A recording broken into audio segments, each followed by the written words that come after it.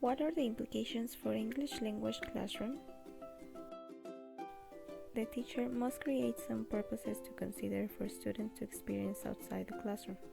Some authors listed these purposes, and some of them are listening for extract specific information, listening to exchange information, listening to follow instructions, listening to enjoyment, and listening to engage in social rituals.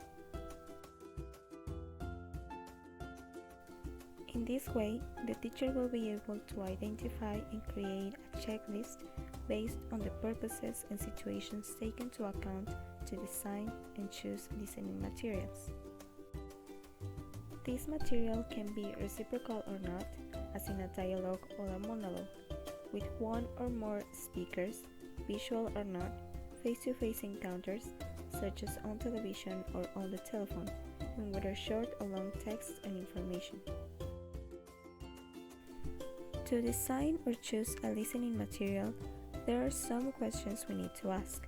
These questions are: what purpose might there be for listening to this particular text? Is that a purpose like the purpose a listener might have in a real life? Does the task given to the learner encourage that listening purpose? For example, asking learners to listen focusing only on a particular announcement flight instead of asking about many different flights. In this activity, the students will practice keywords, picking out relevant information, and retaining significant details. Another example activity is to make the student guess what the listening talks about before listening to it, to use prior knowledge to predict the content and then confirm or discard this information. Selecting text for listening. There are some types of materials the teacher can take on account for the classroom. For example, this can be a dialogue or a monologue, and at the same time, these are categorized depending on the characteristics of each. Between monologue, we can find unscripted, which are lectures, talks, or speeches. These come with repetitions, rephrasing, reformulation, hesitations, natural rhythm, contract forms, incompleted sentences, fast beats, variety of accents and colloquialisms, as well as unscripted dialogues, with the difference that unscripted monologues are better clarified and organized, with more discourse makers and slower. There are scripted monologues too, such as news, written talks, and stories read to children, which have reasonable speed and a little formal and deliberate style, repetitions and rephrasing. Finally, in monologues, we can find public announcements, with moderate speed, formal style, heavy information load, distorted by noise, and of course difficult to hear. There are unscripted dialogues too, like spontaneous conversations between native or not-native speakers. There are spontaneous commentaries that share features with unscripted dialogues. Among them, there are fast commentary sports. And finally, telephone conversations. Natural and spontaneous conversations can be difficult to understand for learners, especially those that occur between speakers who have a higher degree. To solve this problem, teachers can expose students to authentic texts that have conversations with clear settings, role relationships, topics, and structures, such as radio phone-in show or a political debate on TV. But let's talk about this concept of authenticity. Geddes and White say that there are a two-way definition of authentic discourse. The first are those which were written for a non-pedagogical purpose, and the second are those which were written for a pedagogical purpose. The last are called semi-authentic texts too, and have become popular especially for listening practice. Both texts can help learners with speed of delivery, accent, and formality of language. There are some kinds of materials such as audio cassette and video cassette, and each one have their own advantages.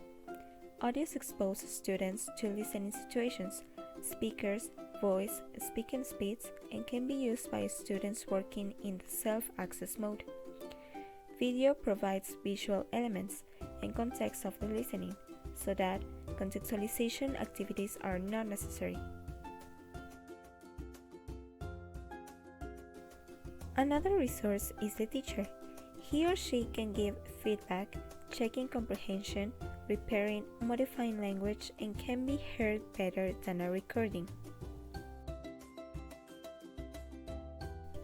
Designing listening activities for the classroom. There are some implications for the design of classroom listening activities. Firstly, we as teachers need to create purposes for our students to be motivated and a pre-listening phase to introduce them with necessary knowledge and some of the language learning they will encounter in the text. Here some steps can help during the design of these activities. It must exist some activities for students to become familiar with the topic. This can happen when the teacher activates prior knowledge a student could have while creating interesting reasons for listening and confidence to listen. Teacher must be sure that they all understood what it involves. For example, filling a chart. The task must be worked with no help of the teacher. They can work together, checking the responses. There must be a feedback session, in which the teacher will help students to check if their answers were right or wrong.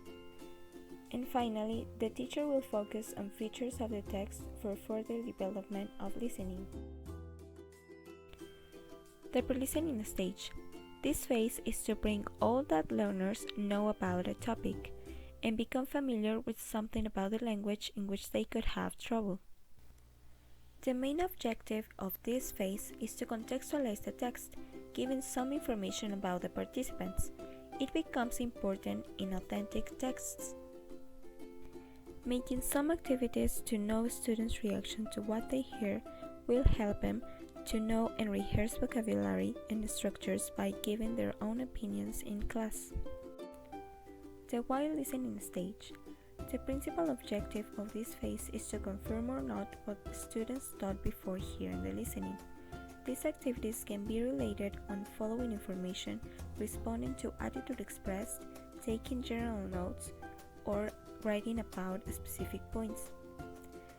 Some of these activities can be filling a chart, matching points with the text, or drawing a picture or making notes. This will depend on the level of the learners and their appropriate response. For students with lower level, we can make simpler activities, like put images in the correct order to prevent anxiety and motivation of writing about listening. And for teachers, it's recommendable to make themselves a while listening task to check how students will work on it. The post-listening stage. Post-listening activities help students to construct a plan from the elements of the discourse, as well as rehearsing and development of the topic into reading, speaking, or writing activities. Conclusions. If we follow these principles when selecting or designing listening materials, tasks, and activities, our students will develop confidence in listening correctly, because some of them could feel anxious and nervous during a listening activity due to the speed of delivery or because they think they need to understand every word. Another way to build confidence is being exposed to English. If English is available in the community, learners might be persuaded to exploit the available resources in some way. The most important thing we need to give our students is confidence, and that only comes with practice. We as teachers need to expose them to listening materials that could be available in their institutions or communities. This can be possible when we got the goal listening for the class.